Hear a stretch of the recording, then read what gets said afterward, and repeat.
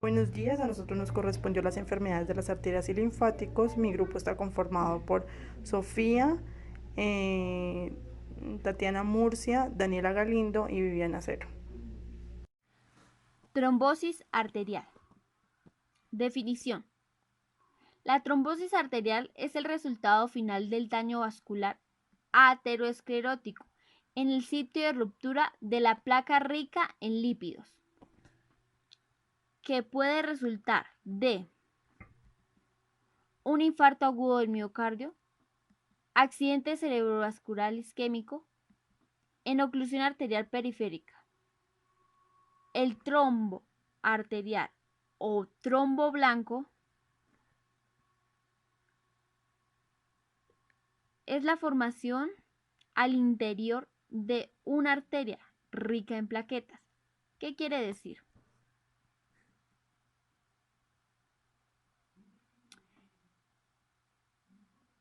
Vemos una arteria normal con una pared arterial normal, un flujo normal y su lumen. La velocidad se mantiene normal, pero si a esa arteria normal le sumamos el estrechamiento arterial, lo cual es desarrollado por una placa ateroma, característica que define a la aterosclerosis y sus enfermedades derivadas. Si el trombo crece en la pared del vaso sanguíneo que lleva sangre a un órgano, se verán estrechadas de la pared arterial, por lo tanto hay una ruptura.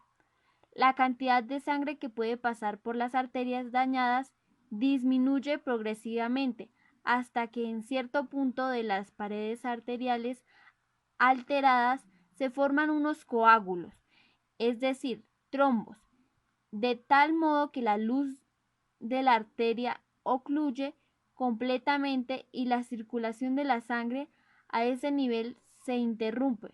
Por ello, la arteria se trombosa por completo y produciendo de este modo una situación de isquemia o las anteriores mencionadas. Etiología. La trombosis arterial es compleja y comprende interacciones de múltiples factores genéticos y adquiridos. Hay tres principales causas. La primera, daño vascular, porque existe una lesión en la pared interna de un vaso sanguíneo. Por ejemplo, la aterosclerosis y sus enfermedades asociadas. Segundo, alteración del flujo, porque disminuye la velocidad de la circulación sanguínea. Acá vemos normal, acá más disminuida. Tercera, cambios en la sangre, porque alteraciones de propios elementos que regulan la fluidez de la sangre o porque han estado elementos extraños en el torrente circulando, rompiéndose el equilibrio y la homeostasis. Síntomas. Estos dependen de la arteria afectada. La verdadera sintomatología de la trombosis arterial va siempre precedida de un periodo más o menos largo caracterizado por la estabilización de las lesiones de la pared arterial que preceden al hecho trombótico. Como en miembros inferiores son los más comunes, la primera manifestación de que las arterias de los miembros inferiores no están completamente sanas es la claudicación intermitente. Y es cuando un paciente se da cuenta al final de un paseo o durante una corta carrera de que le duelen las pantorrillas. Se trata de dolores en forma de calambres que aparecen precisamente en los miembros inferiores y son de tal intensidad que obligan al individuo a pararse. Tras un breve descanso el paciente puede continuar su camino, pero después de haber recorrido más o menos la misma distancia, aparecen de nuevo los dolores que le obligan a detenerse otra vez. Esto se debe a que las arterias enfermas no permiten sino ciertos flujos de sangre suficientes mientras el sujeto permanece en reposo, pero cuando los miembros inferiores precisan mayor cantidad de sangre, se produce la isquemia muscular, que es la disminución del flujo sanguíneo a los músculos en este caso a los músculos del miembro inferior, de la cual procede la calor. Otros síntomas se van acentuando progresivamente. El lugar afectado aparece palidez, inflamación en los brazos o en las piernas o sensación de peso, dolor en las piernas y en los brazos sin causa conocida, aumento de la temperatura en las piernas. Surgen alteraciones tróficas de la piel y de las uñas. La musculatura se presenta insuficientemente desarrollada, dificultad para andar y para mover los brazos, cambios de coloración, hormigueos en las piernas, sensación de ahogo, mayor rapidez de los latidos del corazón, molestias en el pecho o en la respiración. El tratamiento. El tratamiento de la trombosis arterial implica la utilización de agentes que intervienen con la coagulación de la sangre o que activan la fibrinólisis, proceso de disolución del coágulo. Primero, farmacológicos. Los farmacológicos actúan sobre la hemostasia, son los anticoagulantes y los antiagregados plaquetarios, mientras que los fibrinolíticos actúan disolviendo los coágulos. Los anticoagulantes pertenecen a dos categorías: los anticoagulantes orales, de los cuales los que empleados son la warfarina y la cumarina, y los parenterales, heparina y heparina fraccionada. Otros fármacos están los antiagregantes plaquetarios. Son fármacos que interfieren con la agregación de las plaquetas, uno de los primeros pasos en la formación del coágulo. Existe un buen número de fármacos que actúan sobre los diversos mecanismos en los que intervienen las plaquetas, siendo la aspirina uno de los más empleados. Tanto los anticoagulantes como los antiagregantes plaquetarios son fármacos que previenen la formación de trombos, pero que no actúan cuando este ya está formado. Por último, los fibrinolíticos son, por el contrario, fármacos que rompen las cadenas de fibrina que forman el entramado del coágulo, disolviendo este y despejando la luz de los vasos. También en este caso son muchos los fármacos disponibles, siendo la estreptoquinasa y la uroquinasa las más comunes. Los principales inconvenientes de todos estos fármacos son las hemorragias y la oclusión.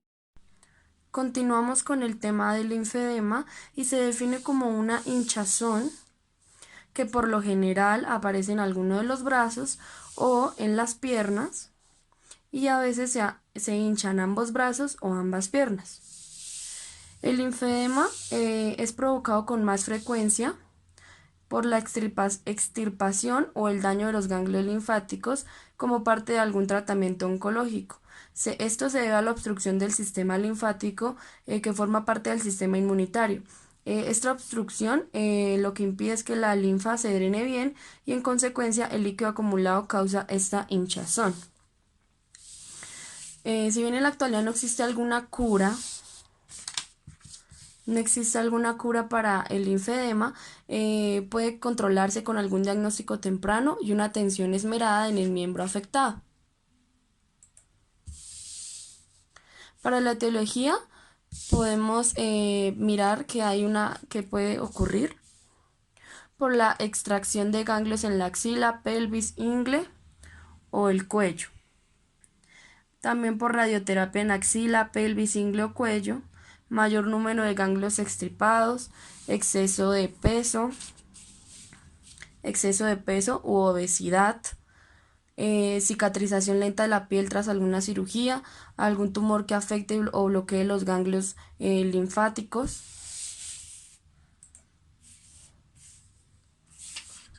Para los síntomas, el linfedema puede presentar varias formas y puede afectar diversas partes del cuerpo. Normalmente aparecen en las extremidades superiores e inferiores. pero también puede ocurrir muy frecuentemente en las zonas genitales o en la cara.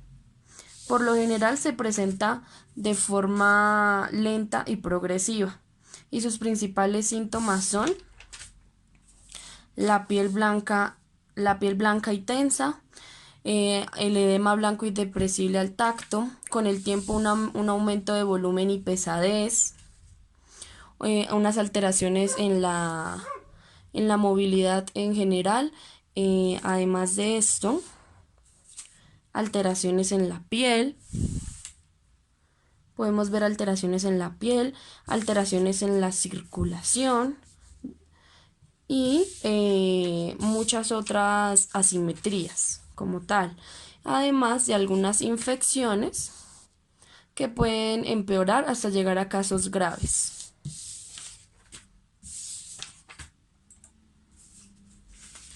Para el diagnóstico, podemos ver que si hay algún riesgo, se puede diagnosticar si hay algún riesgo de sufrir linfedema. Por ejemplo, si recientemente hubo algún sometimiento a alguna cirugía para cáncer con compromiso de los ganglios linfáticos, el médico puede diagnosticar el linfedema en función de los signos y síntomas. Además, si la causa del linfedema no es tan evidente, el médico puede pedir algunas pruebas de diagnóstico por imágenes para estudiar el sistema linfático. Y algunas de estas pruebas son la resonancia magnética, la tomografía computarizada, la ecografía Doppler y la gammagrafía del sistema linfático, o también llamado linfogamografía.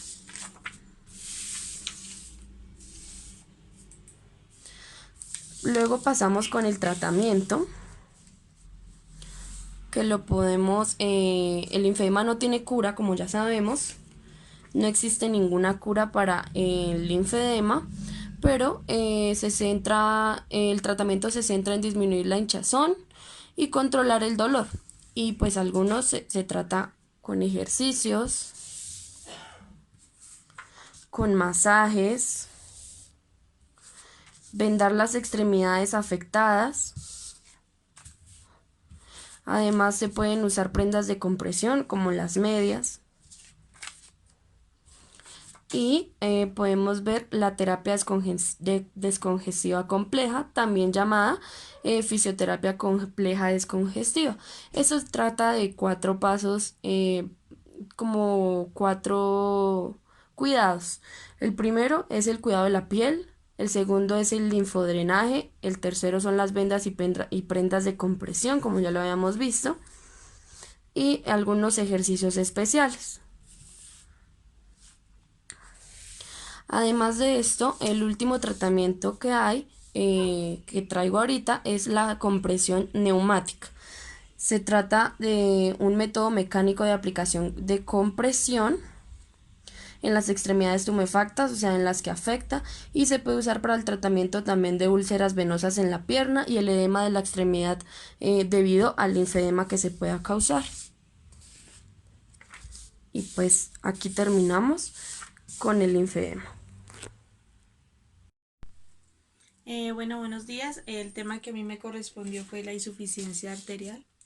¿Qué es la insuficiencia arterial? Es una afección o disminución que detenga el fluido de sangre a través de las arterias o los vasos, que esto lleva la sangre del corazón al resto del cuerpo. Como podemos observar, aquí ya hay una reducción del flujo sanguíneo medido por una placa de ateroma o aterosclerosis. Entonces lo que hay es que hay una disminución por completo del fluido sanguíneo. Una de las causas más comunes en la insuficiencia arterial, pues es la que estaba diciendo, la aterosclerosis, que esto es una placa de fibrolípida en la acumulación de las paredes de las arterias, que produce un estrechamiento y la rigidez. Entonces, como podemos observar, esto es un corte de las arterias. Acá podemos observar la arteria normal. Acá hay un desgarramiento ya de la pared arterial por la placa fibrolípida.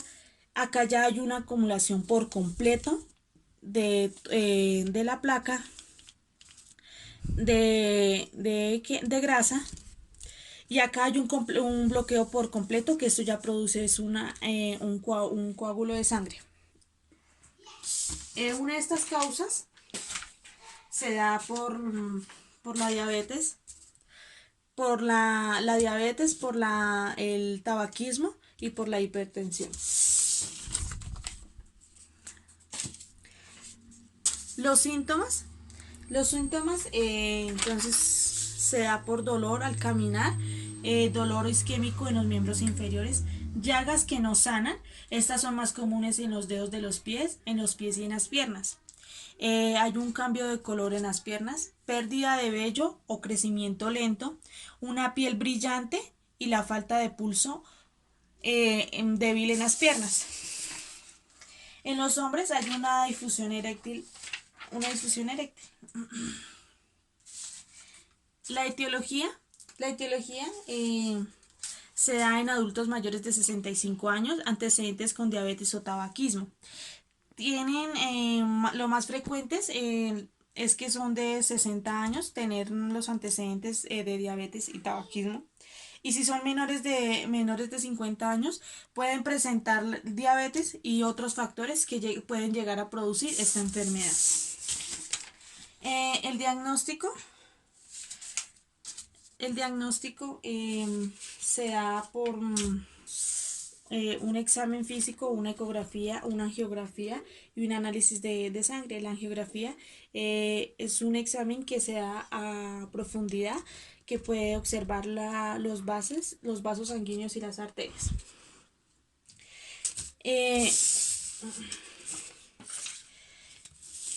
Ya cuando el paciente de pronto llega a presentar una diabetes crónica,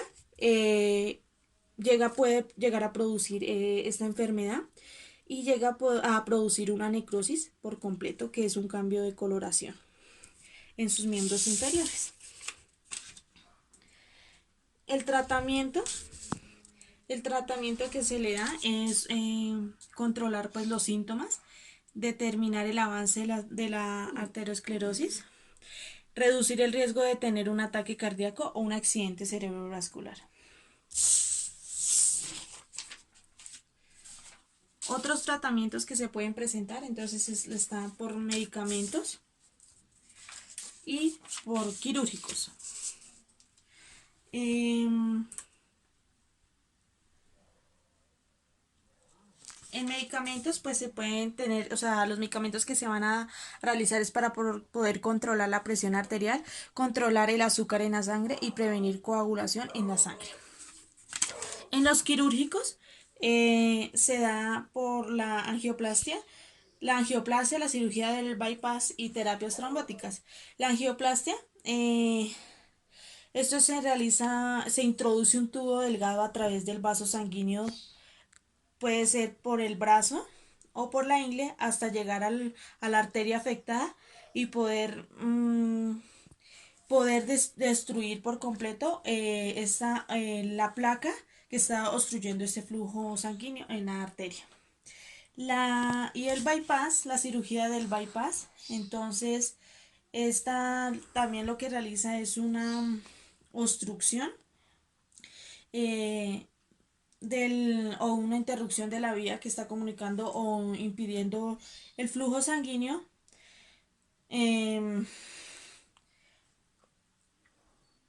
Estos son uno de los medicamentos más comunes que se dan en esta enfermedad, en una de las medicamentos quirúrgicos.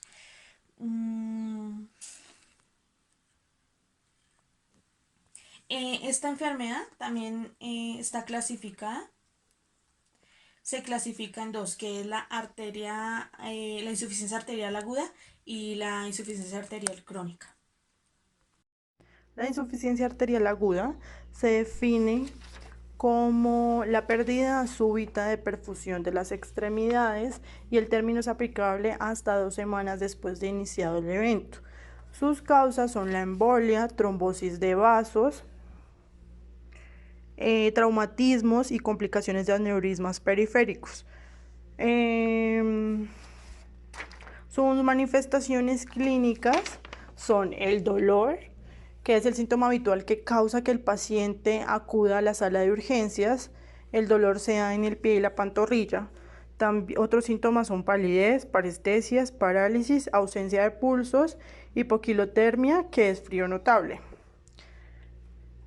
Bueno, esta enfermedad se diagnostica con métodos de imagen y con la arteriografía, que esta, si se puede realizar de manera oportuna, es una modalidad excelente para localizar obstrucciones y para hallar qué tipo de intervención sería bueno, sería el mejor beneficio para el paciente.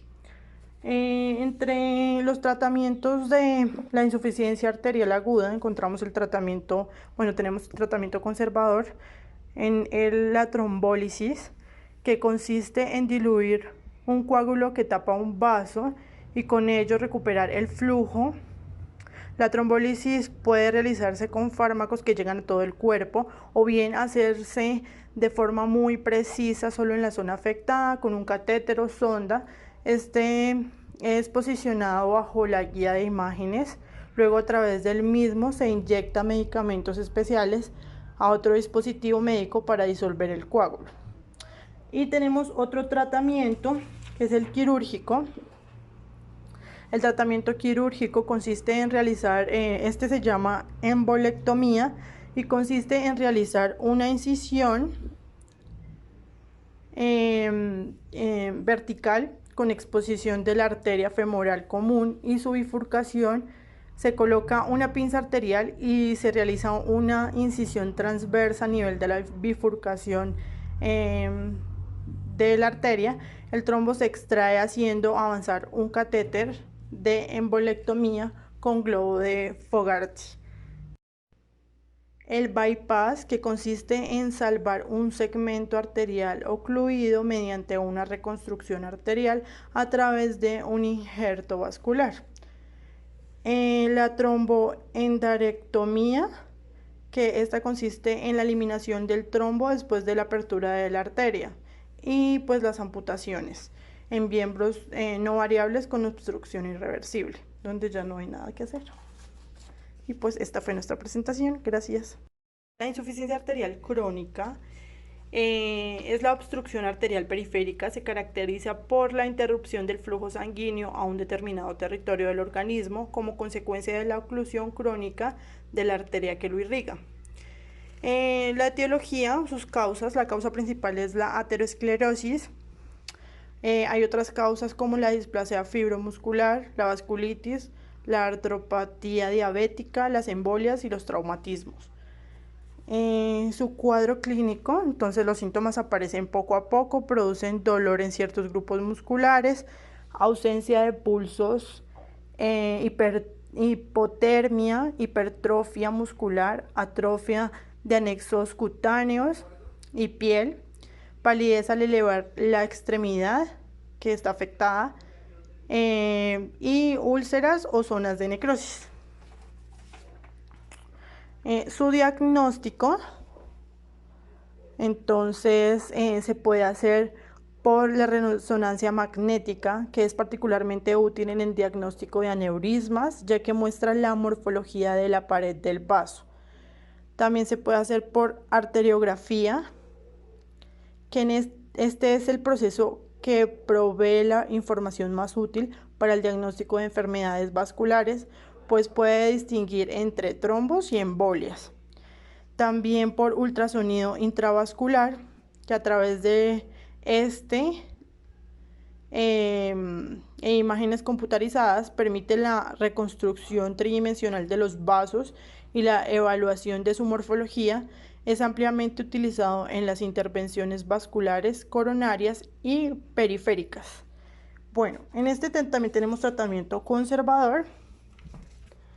El tratamiento conservador consiste en la modificación del estilo de vida del paciente y la reducción de los factores de riesgo, suspender el tabaquismo, cambio en los hábitos alimentarios, marcha metódica, progresiva y control de hiperlipidemia.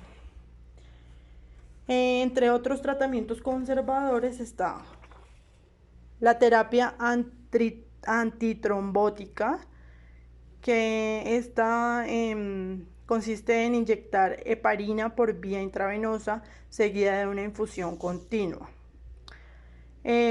También está la antiplaquetarios, que estos pues también son inyectados, y tanto el ácido acetilsalicílico como el clopidogrel.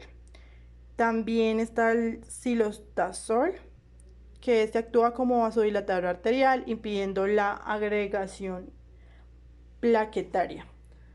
En este también tenemos tratamiento quirúrgico, y en el tratamiento quirúrgico encontramos la trombectomía o embolectomía.